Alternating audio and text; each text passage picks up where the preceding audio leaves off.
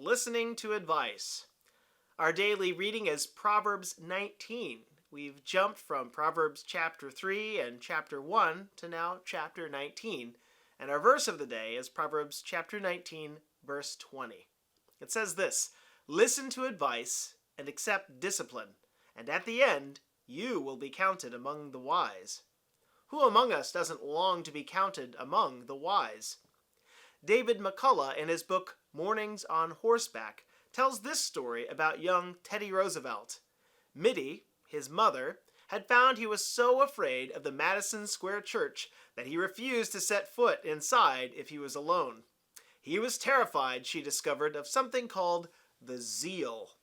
It was crouched in the dark corners of the church, ready to jump at him, he said.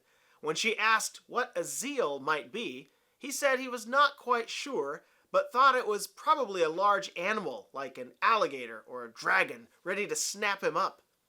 He had heard the minister read about it from the Bible. Using a concordance, she read to him those passages containing the word zeal, until suddenly, very excited, he told her to stop. The line was from the book of John, chapter 2, verse 17, which reads, "And his disciples remembered that it was written, 'The zeal of thine house hath eaten me up.'"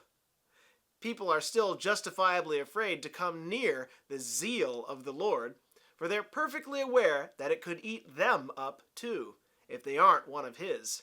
Our Lord is good, but he isn't safe.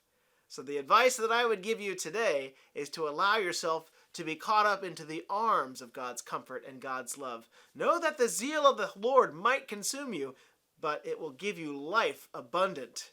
Jesus' love and Jesus' life is meant for us to experience all the gifts of God's joy and God's pleasure in good and life-giving ways, and we need not be like young Teddy Roosevelt, who fears the Lord and the zeal of the Lord, but rather we can lean into the zeal of the Lord because we know that it will always catch us when we most need. May God bless you this week with great comfort and joy.